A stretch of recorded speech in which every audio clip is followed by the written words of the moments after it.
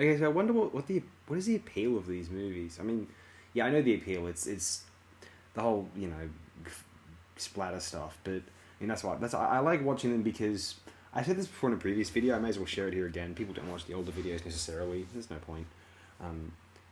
See, the slasher genre was a great medium for directors learning how to hone their craft because I guess after Hitchcock's Psycho, it became really interesting test of skill whether one was able to effectively stage a murder scene. I don't know if it's because filmmakers became so obsessed with themselves after seeing how Brian De Palma could manipulate the medium. There was post Hitchcock. There was this whole I'm a filmmaker. It's like, well, I'm going to do my own dress to kill elevator sequence.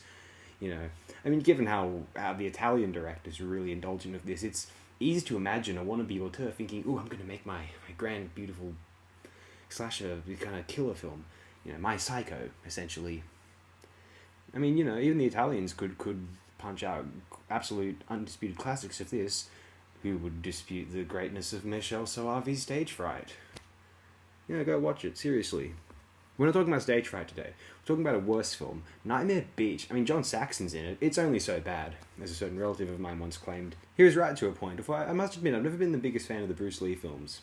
Probably one of the more controversial film opinions I could share here. Anyway, what's important here? Nightmare Beach, Umberto Lenzi. He did not... Oh, I need to read out an excerpt. He actually doesn't...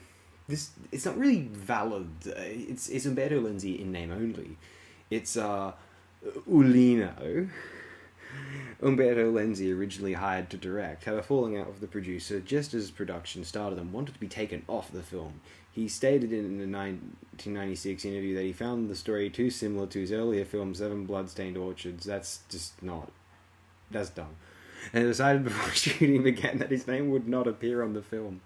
Screenwriter Harry Kirkpatrick, also known as James Justice, was given the job of directing and received sole directorial credit, though he convinced Lenzi to remain on the set in an uncredited advisory capacity throughout the entire production. For years, many horror film fans thought Harry Kirkpatrick was an alias for Lenzi, a la Humphrey Humbert, but Lenzi has stated in interviews that there really was a Harry Kirkpatrick who co-directed that film. He explained my contribution consisted solely of providing technical assistance. Welcome to Spring Break, that's another title for this film, of course, should be considered the work of Harry Kirkpatrick. Italian film historian Umberto Curti later stated that Lenzi directed the film but refused to sign to it, allowing the credit to be assigned to Harry Kirkpatrick. It is difficult to imagine Lenzi being convinced to stay on the film for... I guess if he's not working, he's still getting paid. Who knows? That's the appeal of the slasher to wannabe auteurs and to wannabe film snobs.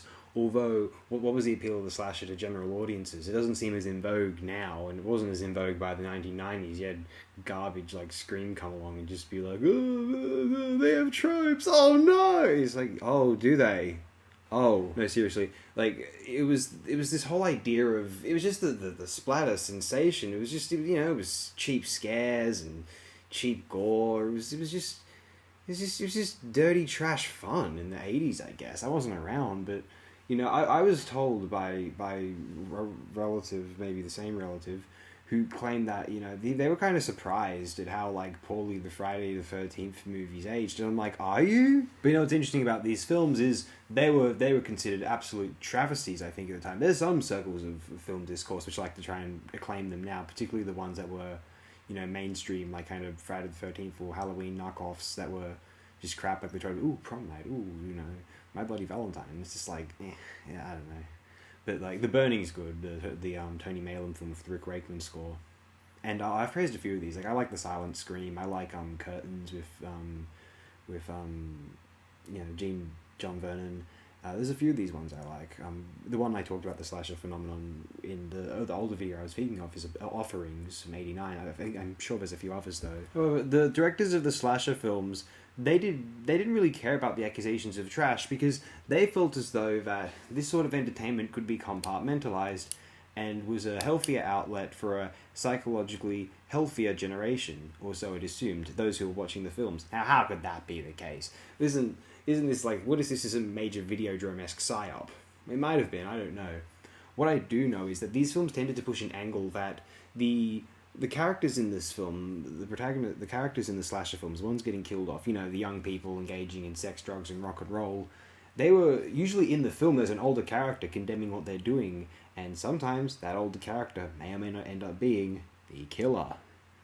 I find it interesting how the most depraved behavior of all is being engaged in by the condemnatory older generation, but it's submerged, and almost because it's so submerged and so repressed, it manifests in such violent ways rather than I guess healthier outlets of, you know, just casual sex or, you know, recreational drug use, you know, listening to rock music or watching slasher films. That's the political/philosophical thesis of the slasher genre, I suspect. It might be absolute bunk, but I think it's interesting that they seem to posit that particular ideology is everything, even in the slasher films, is ideology. John Saxon is ideology. And it makes these slasher films a heck of a lot more watchable than they might be otherwise. Either Harry Kirkpatrick was taking a hand at, you know, directing a film, and he thought the slasher medium was a good bracket to practice in, and, you know, he comes across as a competent young director. There's just no reason to doubt that. Or maybe it was Lenzi playing with this American formula which knocked off the giallo genre, which he contributed to in the early 70s and just found himself at home in it. I don't know, whatever the result is. If you like these trashy slashers, I think you probably absolutely love Nightmare Beach. I like them to a point, and I found it quite entertaining, to be honest. It's a fun night in. If you're attuned to these sort of things, if you're one of the subjects of the prospective Videodrome-esque psyop, if you hear the title Nightmare Beach and think this is going to be terrible, it'll be terrible. If you hear the title Nightmare Beach and you think, yeah, hell yeah, bring it on, yeah, you'll probably like it.